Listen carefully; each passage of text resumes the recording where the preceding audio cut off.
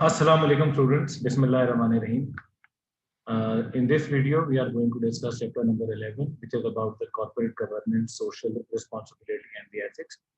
This chapter number 11 and chapter number 12 is going to discuss about the implementation of the strategy. So far, we have discussed about the analysis and the formulation of the strategy. So in this chapter and the next chapter, we are going to discuss about the implementation of the strategy. Chapter number 11 is about the corporate governance and social responsibility and ethics. And this chapter number 11 introduces concept related to the governance and the business ethics. And the concern is that the manager should not only act appropriately pursuing the interests of state shareholder, but also pay attention to other stakeholders as well. This chapter describes the way in which various uh, stakeholder group make contribution to and receive benefit from the organization, and how stakeholder support leads to high organization performance. Managers don't always act in the best interest of the shareholders and stakeholders, and this chapter uses agency theory to explain this difficulty and suggest ways to overcome it. Next, uh, in the next part of the chapter, the corporate governance is presented, including board of directors, compensation for principals, independently audited financial statements, the threat of the corporate takeovers, strategic control system, and incentive system. So each of these governance mechanism is described in detail, and their cost and benefits are provided. And so these are the two topics which we are going to in the chapter number 11. I'm not going to discuss here the ethics. So let's start a discussion about chapter number 11. These are the learning objectives. Understand the relationship between stakeholder management and corporate performance. Explain why maximizing return to stockholder is viewed as a uh, preeminent goal in many corporations, and describe the various governance mechanisms that are used to align the interest of the stockholder and the managers. Explain why these governance mechanisms do not always work as intended, and identify the main ethical issues that arise in business and the causes of unethical behavior. So I'm not going to discuss in this video about the ethical issues. Okay. So first of all, this chapter is about the governance mechanism that shareholders implement to ensure that the manager act in the company's interest and pursue strategies that maximize the shareholder value. So it also discusses how managers pays attention to other stakeholders as well, such as employees, suppliers, and customer, and it reviews the ethical implication of the strategic decisions. But first of all, let's focus on this word stakeholder. What do we mean by stakeholder? Who are the company's stakeholders? Okay. So company stakeholders are individuals or groups with an interest, claim, or stake in the company in what it does and in how well it performs. They include stockholders, creditors, employees, customers, um, the communities in which the company does business, and the general public. Stakeholder can be divided into two groups. One is internal stakeholder and other is external stakeholders. Internal stakeholders are stockholders and employees, including executive officers, other managers, and the board members. And the external stakeholders are all other individuals and groups that have a claim on the company. Typically, this group comprises of customers, suppliers, creditors, government, unions, etc. And you can look into the figure 11.1 where they have identified stakeholders and the enterprise. All stakeholders are in exchange a relationship with their company.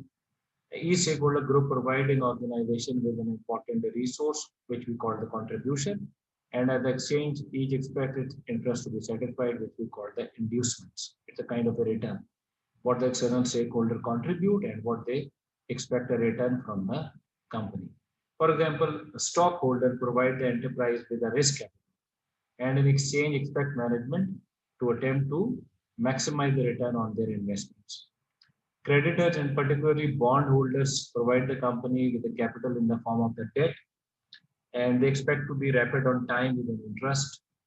Employees provide labor and skill in exchange of expect income, job satisfaction, job security, and good working conditions. Customer provides a company with its revenues and in exchange want high quality, reliable products that represent value for the money. Supplier provide a company with inputs and in exchange seek revenues and dependable buyers. Government provide a company with rules and regulation that govern business practices and maintain fair competition. Unions help to provide a company with productive employees, and in exchange, they want benefit for their members in proportion to their contribution to the company. Like local communities provide company with local infrastructure, and in exchange, they want company that are responsible citizens. And the general public provide companies with national infrastructure, and in exchange, it seeks some assurance that the quality of life will be improved as a result of company's existence in that society. The company must take these claims into account when formulating its strategy, or else stakeholder may withdraw their support from the company. So this figure is basically dividing the expectation of the external stakeholders and the internal stakeholder in terms of contribution and what inducement and what return they are expecting from the company. A stakeholder impact analysis. A company cannot always satisfy the claims of all stakeholders. Often the company must make choices. To do so, it must identify the most important stakeholder and give highest priority to pursuing strategy that satisfies their needs. Stakeholder impact analysis can provide this identification that which stakeholder interest is most important for the company. Typically, stakeholder impact analysis following these steps. First, identification of the stakeholder. Second, identify stakeholder interest and concerns.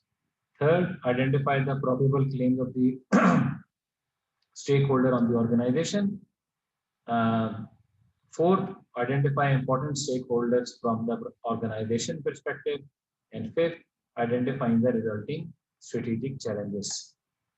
Most companies that have gone through this process quickly come to the conclusion that three stakeholder group must be satisfied above all other if the company to survive and the prosper. Customers, employees, and stockholders.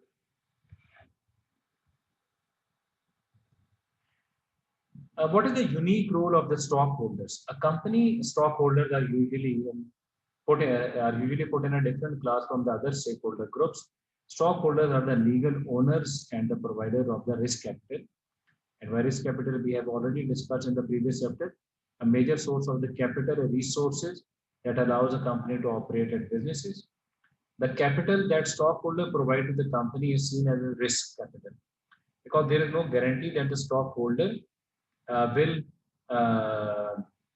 ever recoup their investment or earn a decent provide a company risk capital because there is no guarantee that the stockholder will return their investment and earn a decent return because there is a possibility of losing the money as well.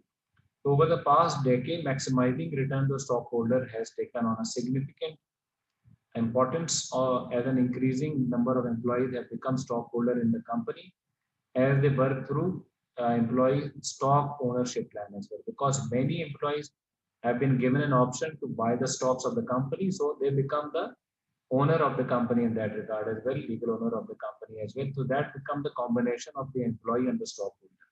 So that ESOP is the employee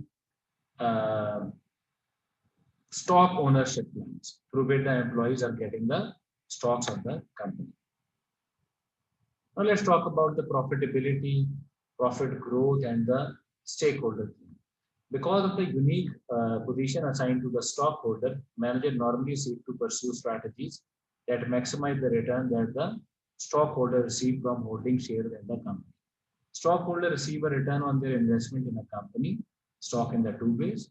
First is a dividend payment, and second is the capital appreciation in the market value of the share. That is by increase in stock market price. For example, if the stock market price of the share is 50 rupees, but due to the effective and efficient implementation of the strategies of the business manager, the supportive environmental condition, the stock price is raised to the, let's say, 70 rupees. That is also increasing the wealth of the stockholder. Other is the dividend, and we have discussed in the previous slides, previous videos, what are the dividend payments. That is also increasing the stockholder investment in their company.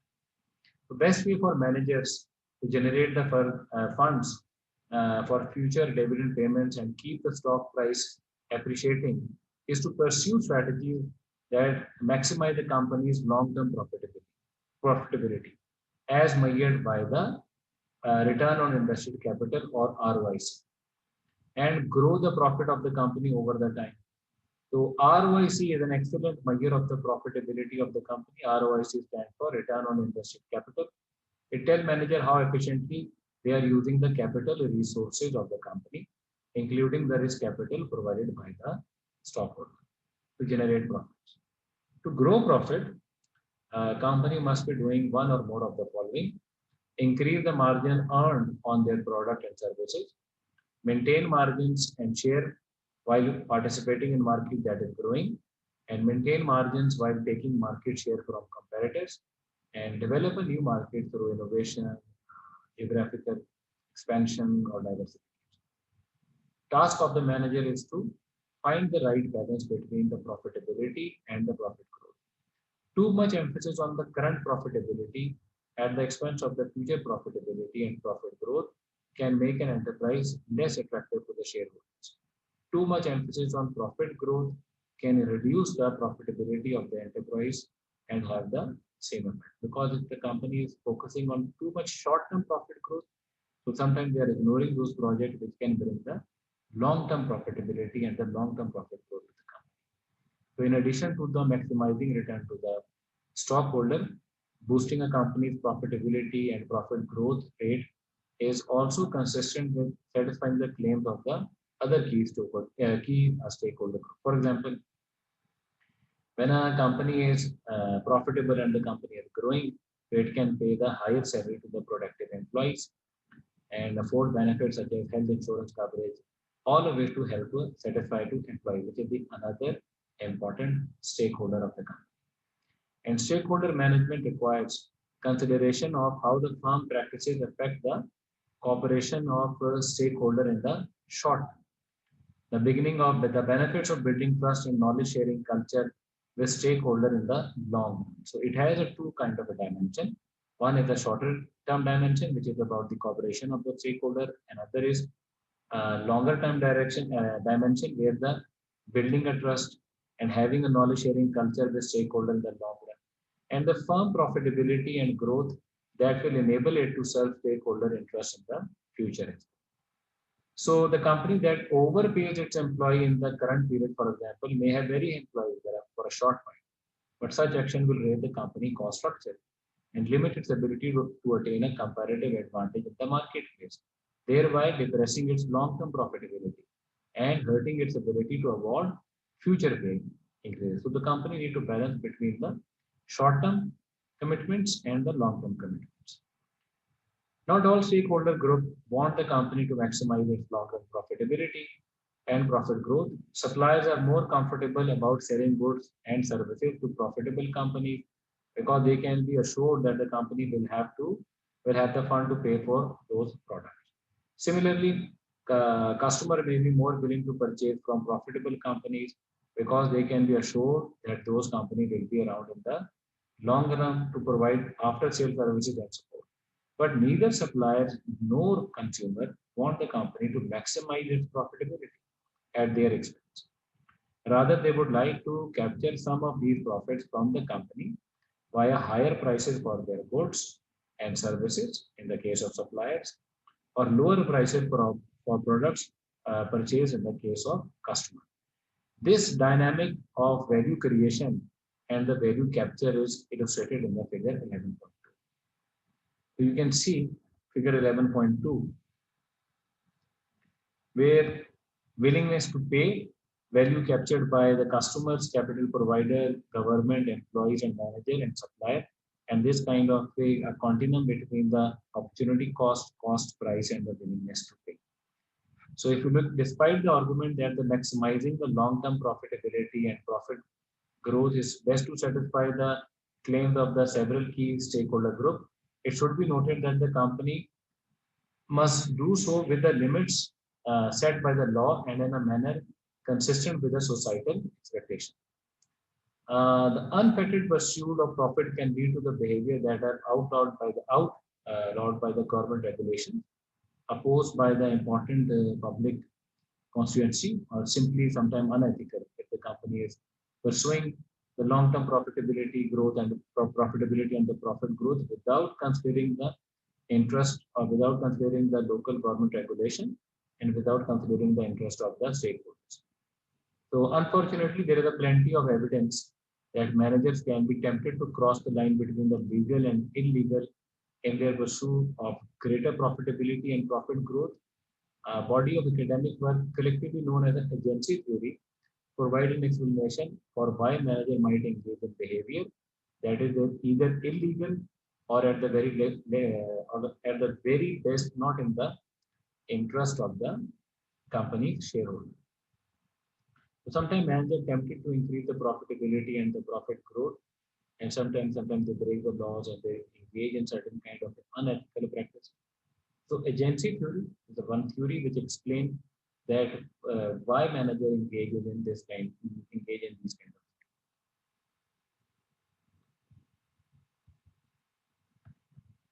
of. Okay, let's discuss about the agency theory. Agency theory looks at the problem that can arise in a business relationship when one person delegates decision-making authority to another. It offers a way to understand why managers do not always act in the best interest of the stakeholder and why they might sometimes behave unethically and also illegally. It's a kind of a relationship. There is the one principle in the case of the shareholder. If the shareholder is the main unique positioning in the stakeholder, the shareholder is a principal, and the manager is an agent. The top management, top leadership is the management, which is an agent on the behalf of the shareholder to uh, to manage the company and to invest that capital in the profitable ventures. So, but there are the multiple relationship of principal and agent throughout the organization. And when the manager is basically delegating an authority to to the manager at the lower level, to that it is basically then those managers become the agents and the senior manager, the CEO becomes the principal. So it's a kind of a way where one person delegates the decision making authority to the another. So this kind of the relationship exists all over the organization because there are so many layers in the organization, so many layers of the management in the organization. Similarly, top management delegate the authority to the middle management, and the middle management delegates some authority to the lower level management. So this kind of the principal and agent relationship exists all over the organization. An agency relationship arises whenever one party delegates decision-making authority or control over resources to one. The principal is the person delegating an authority, and the agent is the person to whom the authority is delegated. For example, in the case of the shareholder is delegating an authority to the CEO and the board of the director uh, to take care, to invest their capital and make decision about the organization.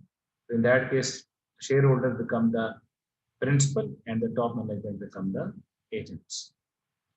The relationship between stockholder and senior manager is a classic example of an agency relationship. The agency relationship continues down the hierarchy within the company. Similarly, top management delegates the authority to the middle management, and the middle management is delegating the authority to the supervisory level. So this is then the top management become the principal and the middle management become the agent. And similarly, when the middle management delegating an authority, then the middle management become the principal and the lower management become the agents. Okay, what are the agency problems? Although agency relationship often work very well, problem may arise if agents and the principal have a different goals, and if agent take actions that are not in the best interest of their principal, or they have a different kind of expectation of people, or they have not been agreed upon that what are the goals of this relationship. So agents may be able to do this because an information asymmetry that exists between the principal and agents. Agents almost always have more information about the resources they are managing than the principal does.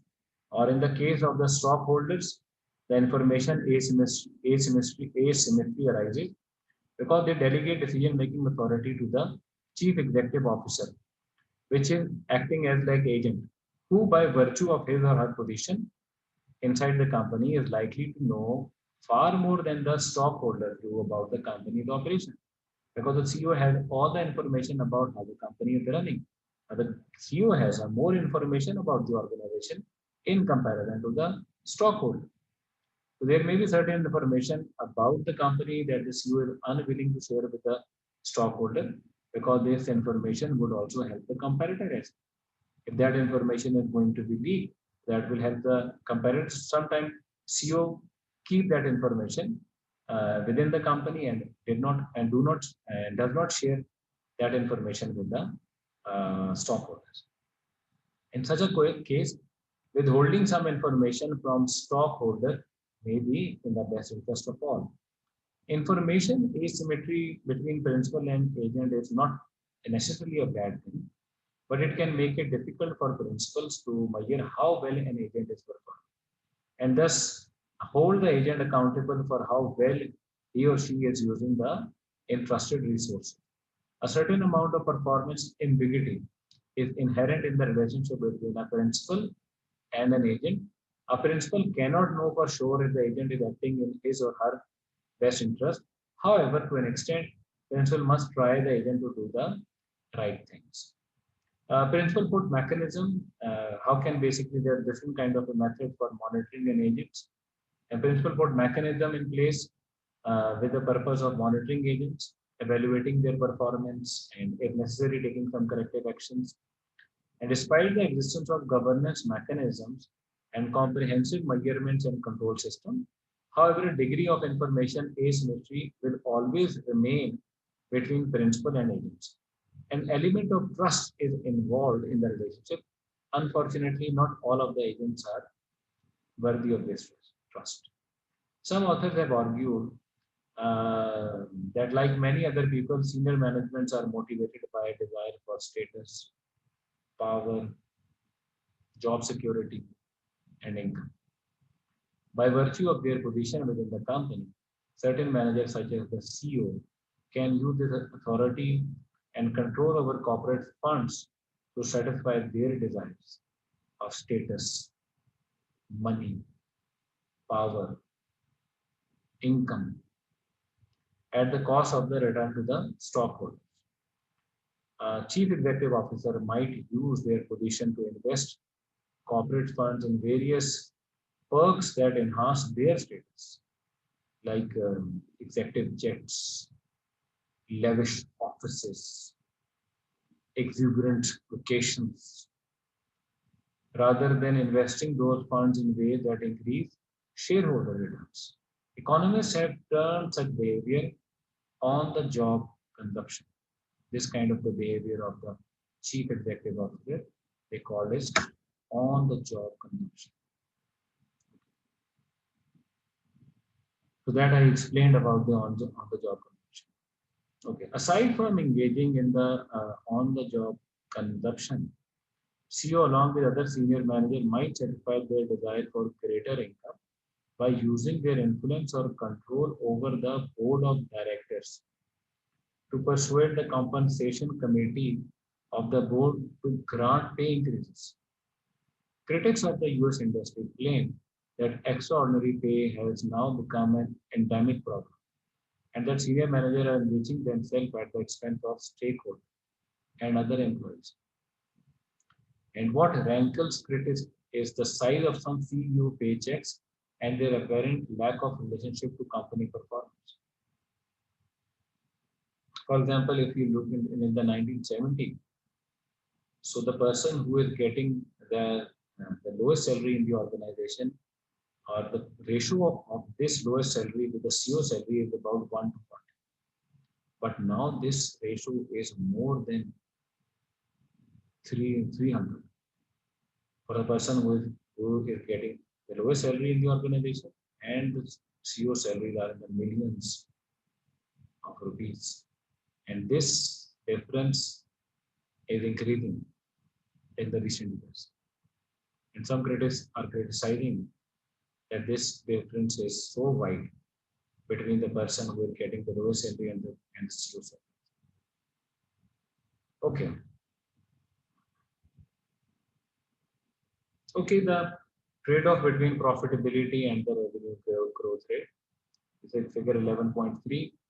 And that shows the long-term profitability. If you look into that, long-term profitability, and this is on x-axis, that's the revenue growth rate. So a company that does not grow is likely missing out on some profitable opportunity that the company is not growing. So they have a different point like G1, G, and G2. And similarly, you can see the long run profitability as phi 2, phi 1, and phi. You can use the word phi. And the magnitude of the agency problem was emphasized in the early 2000 when a series of scandals swept through the corporate world, many of which could be attributed to self-interest seeking senior executives and failure of government corporate governance mechanism. There were various kinds of scandals that the US industry faced, in which their senior management was focusing on immediate growth rather than on a long-term profitability, which resulted in various kinds of unethical ventures, unethical practices in those organizations. And it is important to remember that agency problem is not confined to the relationship between senior manager and stockholder. It can also be developed the relationship between the CEO and subordinates, and between them and their subordinates. Their subordinates and the CEO can have this kind of the problem as well, where the lower management can have this kind of problem with the senior management.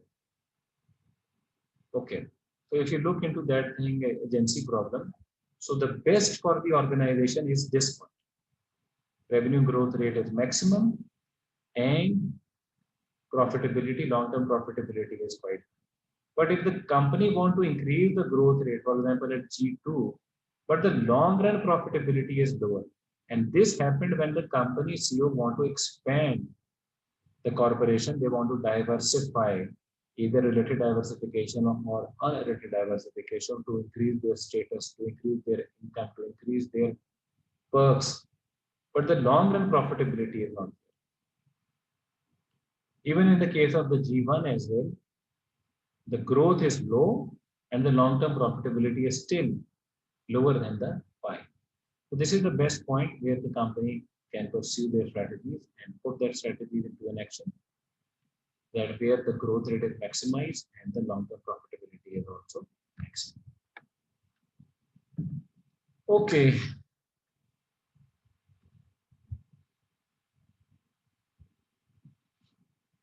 So what are the challenges for the principal? It is important to remember that agency problem, the principals are confronted with these kind of agency problem. The challenge of the principal is to shape the behavior of the agents to act in accordance with the goal set by the principals, and reduce the information asymmetry, so they can get hold of more information from the principals.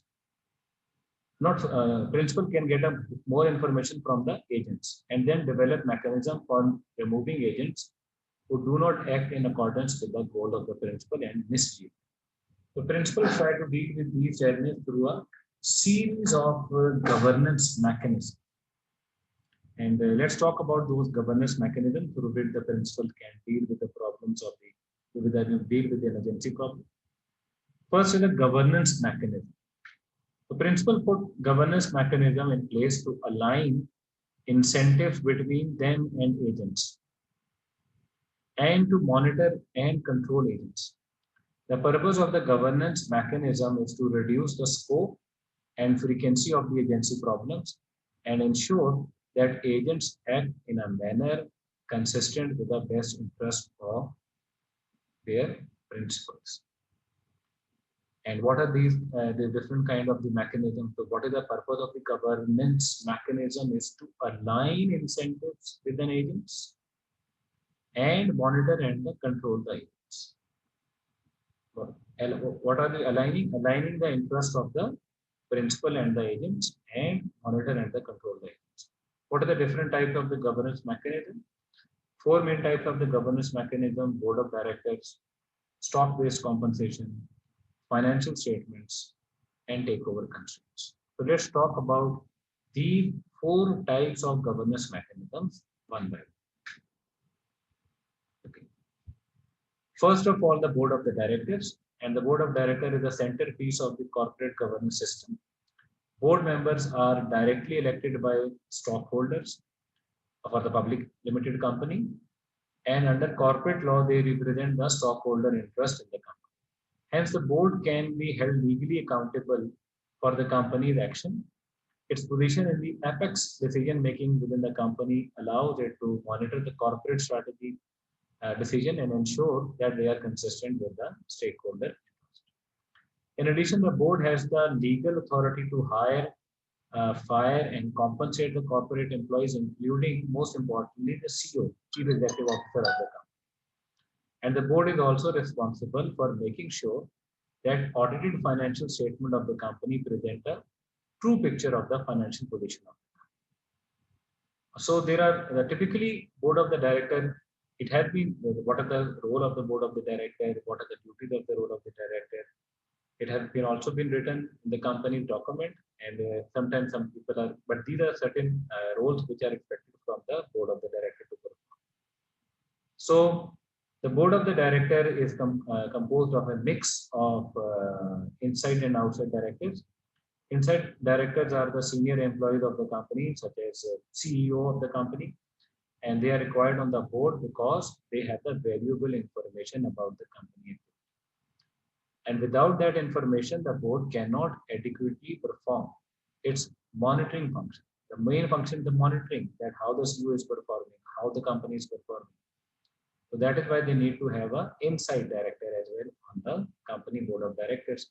But because insiders are full-time employees of the company and their interests tend to be aligned with those of the management, hence outside directors are needed to bring objectivity to the monitoring and the evaluation process. Because they are the employees of the company, the inside director, the CEO of the company.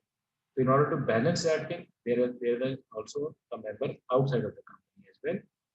And outside directors are not full-time employees of the company. Many of them are full-time professional directors who hold position on the boards of the several companies. And the need to maintain a reputation as a competent outside director give them an incentive to perform their task as objectively and effectively as possible. So many boards perform their assigned function admirably. For example, when the board of Sotheby's discovered that the company had been engaged in price fixing with Christie's board members, moved quickly to out both the CEO and the chair of the company. So sometimes board can act very act in the benefits of the company. But the critics of the existing governance system charge that inside director often dominate the outsider on the board. Insider can use their position within the management hierarchy to exercise control over what kind of a company specific information the board receives. Some observers contend that many boards are dominated by the company CEO, particularly when the CEO is also the chair of the board. And to support this view, they point out that both inside and outside directors are often the personal nominees of the CEO. So the typical inside director is subordinate to the CEO of the company and therefore unlikely to criticize their boss. And because outside directors are frequently the CEO nominees as well, so they can hardly expect to evaluate the CEO objectively. The CEO is basically nominating the outside director. And how that outside director is objectively criticizing the performance of the CEO. So thus the loyalty of the board may be biased toward the CEO and not the stakeholder, and the board becomes just a rubber stamp of the CEO of the company. The critics said about the board of the directors. So in the aftermath of a wave of a corporate scandal that hit the corporate world in the early 2000, there were very many scandals of the US companies, and there are clear signs that many corporate boards are moving away from merely rubber stamping top management decision and beginning to play a much more active role in the corporate governance. And we need to see these kind of movements in our scenario as well. So in part, they have been prompted by the new legislation, such as 2002, that is for the United States. They have a certain kind of rules and regulation where they are tightening the rules regulating the corporate reporting and the corporate governance mechanism. So that can basically help them to ensure the ethical practices in the organization and the practices which basically serve the interest of the stockholder, not the CEO of the company. Okay, let's talk about stock-based compensation, which is another governance mechanism in the hands of the principal to monitor the performance of the agents. According to agency theory, one of the best way to reduce the scope of the agency problem is for principals to establish incentive for agents to behave in the company's best interest through pay for performance. In the case of stockholder and top manager, stockholder can encourage top manager to pursue strategy that maximizes the company's long-term profitability and profit growth, and thus the gain from holding its stock by linking the pay of those managers to the performance of the stock price, and giving managers stock options the right to purchase the company shares at a predetermined strike price at some point in the future, usually within 10 years of the grant date, and has been the most common pay for performance system. Typically, the strike price is the price at which the stock was trading when the option was originally granted. So this is the one way through which they are giving the stock options. And in the future, for example, if they don't know, after 2 years, they are giving an option to the manager that they can buy the stock at the price of, let's say, 50 rupees. So that will encourage the manager if the price will go beyond 50 rupees, that's become the 100 rupees after 2 years. And they work for the company, they basically try to improve the stock price of the company. So that will also give an incentive to those managers and those employees who are buying the company stock at a strike price, because they buy the in the future price the 50 rupees for them. But if the price is going beyond 50, so that will basically become a profitable for the manager as well. Several academic studies suggest that stock-based compensation scheme for executives, such as stock options and stock grants, can align management and stockholder interest. However, the practice of granting stock option has become increasingly controversial. Many top managers often earn huge bonuses from exercising stock options that were granted several years prior. Other critics of stock option complain that the huge stock options grant increase the outstanding number of shares in a company and therefore dilute the equity of stakeholders. Accordingly, they should be shown in a company accounts as an expense against the profit. These are some critics as well, that because if you are issuing too much stock to the employees, and that will actually diluting the company's financial value if the company is issuing too much stock to their employees. That is the criticism on the stock-based compensation and stock-based option to the employees, but that also aligns the interests of the management and the stakeholder, because if the stock value increases, so the management is also getting those stocks at the higher price with the profit, and the stockholder, the financial positioning is also improved if the stocks are appreciated. Okay, then financial statements and auditors. This is another way through which they monitor the performance of their agents. The public limited companies in the United States are required to file quarterly and annual report to the Security Exchange Commission. Here also the public limited company are issuing the annual and the biannual statements according to some general accounting, generally accepted accounting principle, which we call the GAAP. And the purpose of this requirement is to give consistent, detailed, and accurate information about how effectively and efficiently the agents of the stockholder, the managers, are running the company.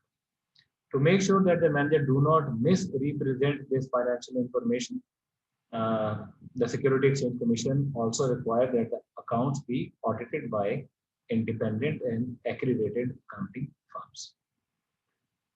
But sometimes some people are trying to misrepresent their financial statement and make a different kind of the financial statement for the different people, and sometimes they are exaggerating the figures in the financial statement, and sometimes they are concealing the figures in the financial statement.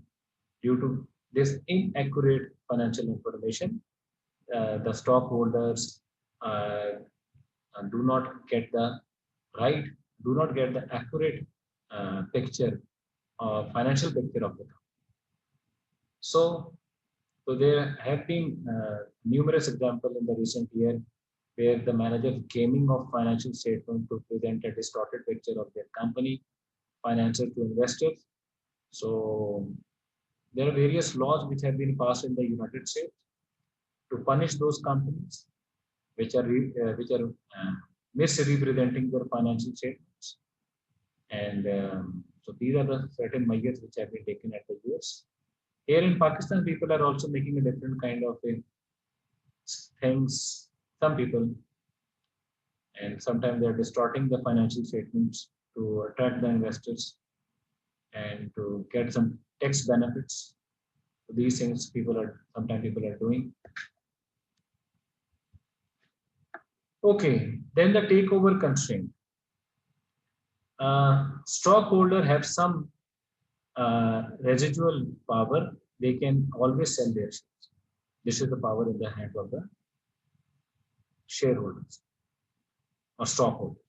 If stockholders sell in large number, the price of the company share will decline. Or if the share price fall far enough, the company might be worth less on the stock market than the actual value of its asset. At this point, the company may become an attractive acquisition target and runs a risk of being purchased by the another enterprise against the wishes of the target company's management. The risk of being acquired by another company is known as a takeover constraint, and it limits the extent to which manager can pursue strategies and take action that put their own interest above those of the stockholder. Because if the manager is pursuing those strategies, which is in the interest of the manager, not in the interest of the stockholders, and if the stockholder is going to sell their stocks in the market, so there is a possibility of takeover, which we call the takeover constraint, because then the value of the share of the company, if the share has been sold in a large amount, in large quantities in the markets, the value of the share may go down, and then the company become a prospect for a takeover by the another entity. So if they ignore stockholder interest and the company is acquired, senior management typically lose their, or the company is acquired, and the senior management lose their independence and likely their job as well. And during the 1980s and early 90s, the threat of the takeover was often enforced by the corporate traders, individuals or corporations that purchased large blocks of shares in companies that appear to be pursuing strategies inconsistent with maximizing the stockholder value. So corporate traders argue that if these underperforming companies pursue different strategies, they could create more wealth for stockholders. Traders purchase stock in a company either to take over the business and run it more effectively and efficiently, to precipitate a change in the top management and replacing the existing team with one more likely, which are going to maximize the shareholder value. Or if they succeed in the takeover bid, they can institute strategy that create value for the stockholders, including themselves. Even if a takeover bid fails, traders can still earn millions for their stock holding, will typically be bought out by the defending company for a hefty premium. And this we call the green name.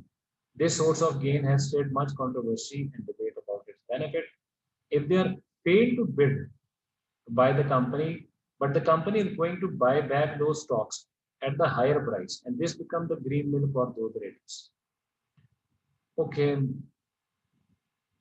uh, takeover tend to occur in cycles, and it seems likely that once excesses are worked out of the stock market and off corporate balance sheet, the takeover constraint will begin to reassert itself again. The takeover constraint is the governance mechanism of last resort and is often invoked only when the other corporate governance mechanism has been failed. Then the stockholder is not going to sell usually they are not going to sell their shares if the company is performing well and the companies are performing in the interest of the stockholders.